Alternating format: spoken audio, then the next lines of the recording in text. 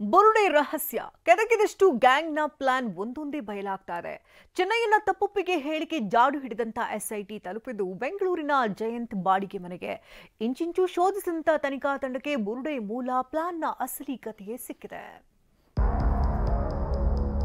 ಚೆನ್ನೈಯನ್ನ ಕರೆದೊಯ್ದು ಎಸ್ಐಟಿ ಮಹಜರು. ಉಜಿರೆಯ ಹೋಟೆಲ್ನಲ್ಲಿ 2 ಗಂಟೆ ಪರಿಶೀಲನೆ. ಬುರುಡೆ ಕತೆಗೆ ಬೆನ್ನುಡಿ ಬರಿಲೇಬೇಕು ಅಂತ ದಿಟ್ಟ ಹೆಜ್ಜೆ ಇಟ್ಟಿರೋ ಎಸ್ಐಟಿ ಚಿನ್ನಯ್ಯನ ಜನ್ಮ ಜಾಲಾಡ್ತಿದೆ. ನಿನ್ನೆ ಸಂಜೆ ಇದ್ದಕ್ಕಿದ್ದಂತೆ ಉಜಿರೆ ಕಡೆ ಮುಖ ಮಾಡಿದ್ದ ತನಿಖಾ ತಂಡ ಉಜಿರೆಯ ಹಳ್ಳಿಮನೆ ಹೋಟೆಲ್ ಹಾಗೂ ಫ್ಯಾಮಿಲಿ ರೆಸಾರ್ಟ್ನಲ್ಲಿ ಮಹಜರು ಮಾಡಿದೆ. ಸರಿಸುಮಾರು 2 ಗಂಟೆಗಳ ಕಾಲ ಪರಿಶೀಲನೆ ಮಾಡಿ ನಂತರ ಚಿನ್ನಯ್ಯನನ್ನ ಬೆಳ್ತಂಗಡಿ ಎಸ್ಐಟಿ ಕಚೇರಿಗೆ ವಾಪಸ್ ಕರೆತಂದಿದೆ.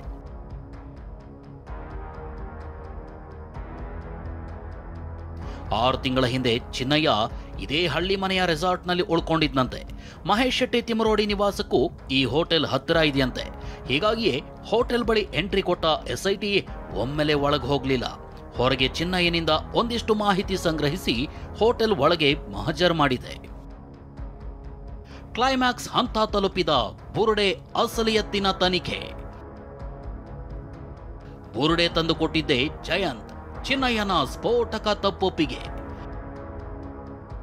ಬುರುಡೆ ಬಗ್ಗೆ ನನಗೆ ಗೊತ್ತೇ ಇಲ್ಲ, ಚಿನ್ನಯ್ಯನನ್ನ ನನ್ನ ಮನೆಯಲ್ಲಿಟ್ಟು ಊಟ ಹಾಕಿದ್ದೀನಷ್ಟೇ ಅಂತ ಸಾಮಾಜಿಕ ಹೋರಾಟಗಾರ ಜಯಂತ್ ಹೇಳ್ಕೊಂಡು ಬರ್ತಿದ್ರು. ಆದ್ರೆ ಅಸಲಿಗೆ ಚಿನ್ನಯ್ಯನಿಗೆ ಬುರುಡೆ ತಂದು ಕೊಟ್ಟಿದ್ದೆ ಜಯಂತ್ ಅಂತ ಎಸ್ಐಟಿ ಮುಂದೆ ಬಾಯಿ ಬಿಟ್ಟಿದ್ದಾನೆ. TV9ಗೆ ಸಿಕ್ಕ ಎಕ್ಸ್ಕ್ಲೂಸಿವ್ ಮಾಹಿತಿ ಪ್ರಕಾರ ಬುರುಡೆಯ ಮೂಲವೇ ಬೆಂಗಳೂರಿನಲ್ಲಿರೋ ಜಯಂತ್ನ ಬಾಡಿಗೆ ಮನೆಯಂತೆ. ಹಾಗಾದ್ರೆ ಬೆಂಗಳೂರಲ್ಲಿ ಮಹಜರ್ ನಡೆಸಿದ್ಯಾಕೆ? ತಾನು ತಂದ ಬುರುಡೆ ಬಗ್ಗೆ ಚಿನ್ನಯ್ಯ ಹೇಳಿದ್ದೇನು?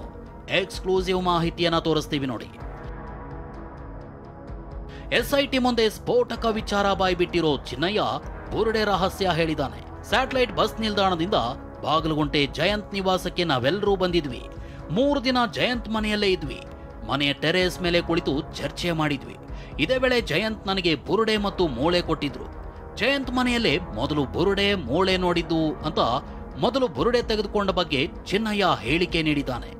ಈ ಮಾಹಿತಿ ಆಧರಿಸಿ ಎಸ್ಐಟಿ ಬೆಂಗಳೂರಿಗೆ ಕರೆತಂದು ಜಯಂತ್ ಮನೆಯಲ್ಲಿ ಮಹಜರ್ ನಡೆಸಿದೆ. ಜಯಂತ್ ಮನೆಯ ಬಳಿಕ ಗಿರೀಶ್ ಮಟ್ಟಣ್ಣನವರ ಸೂಚನೆಯಂತೆ ಗ್ಯಾಂಗ್ ಶಿಫ್ಟ್ ಆಗಿತ್ತು. ವಿದ್ಯಾರಣ್ಯಪುರದ ಸರ್ವಿಸ್ ಅಪಾರ್ಟ್ಮೆಂಟ್ಗೆ ಹೋದ್ವಿ. ಅಪಾರ್ಟ್ಮೆಂಟ್ನಲ್ಲಿ ಮಟ್ಟಣ್ಣನವರ್, ಜಯಂತ್ ಹಾಗೂ ಹಲವರು ಸೇರಿದ್ವಿ ಅಂತ ಚಿನ್ನಯ್ಯ ಹೇಳಿದ್ದಾನೆ. ಗಿರೀಶ್ ಮಟ್ಟಣ್ಣನವರ ಸೂಚನೆಯಂತೆ ತಾನೇ ಬುರುಡೆ ತಂದಿದ್ದು ಅಂತ ಕೋರ್ಟ್ನಲ್ಲಿ ಹೇಳಿದ್ದಾಗಿ ಚಿನ್ನಯ್ಯ ಎಸ್ಐಟಿ ಮುಂದೆ ಬಾಯಿ ಬಿಟ್ಟಿದ್ದಾನೆ. ಧರ್ಮಸ್ಥಳ ಸುತ್ತಮುತ್ತ 30 ಜಾಗ ಗುರುತು. 2 ವರ್ಷಗಳ ಹಿಂದೆಯೇ ಸಂಚು. Blue print rehearsal. ತಿಮರೋಡಿ ಮನೆಯಲ್ಲಿ ನಿತ್ಯ ಚರ್ಚೆ. ಬುರುಡೆಯನ್ನ ಚಿನ್ನಯ್ಯನಿಗೆ ನೀಡೋ ಮುನ್ನ ಬುರುಡೆ ಗ್ಯಾಂಗ್ ರಿಹರ್ಸಲ್ ನಡೆಸಿರೋ ಬಗ್ಗೆನೂ ತಿಳಿದು ಬಂದಿದೆ.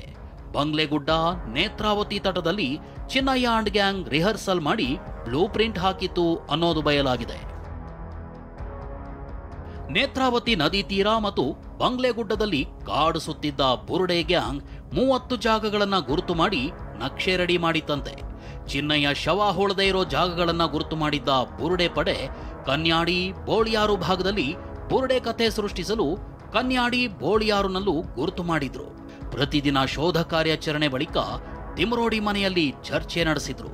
ಸಿದ್ಧಪಡಿಸಲಾದ ನಕ್ಷೆ ಹಿಡಿದು ಚರ್ಚೆ ಮಾಡುವಾಗ ಪ್ರತಿ ಬಾರಿಯೂ ನಾನ್ ಶವ ಹೊತ್ತಿದ್ದು ಪಕ್ಕ ಅಂತ ಚಿನ್ನಯ್ಯ ಹೇಳ್ತಿದ್ದ. ಆದ್ರೆ ಚಿನ್ನಯ್ಯನ ಲೆಕ್ಕಾಚಾರ ಉಲ್ಟಾ ಹೊಡೆದಾಗ ಗ್ಯಾಂಗ್ ತಲ್ಲಣಗೊಂಡಿದೆ.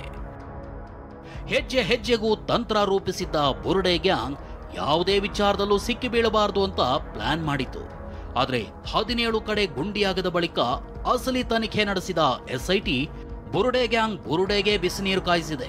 ಇನ್ನೇನು ಕೆಲವೇ ದಿನಗಳಲ್ಲಿ ಬುರುಡೆಯ ಅಸಲಿ ಕಹಾನಿ ಬಯಲಾಗಲಿದೆ. ಬೆಂಗಳೂರಿನಿಂದ ಪ್ರಜ್ವಲ್ ಜೊತೆ ಪೃಥ್ವಿರಾಜ್, TV9 ಮಂಗಳೂರು.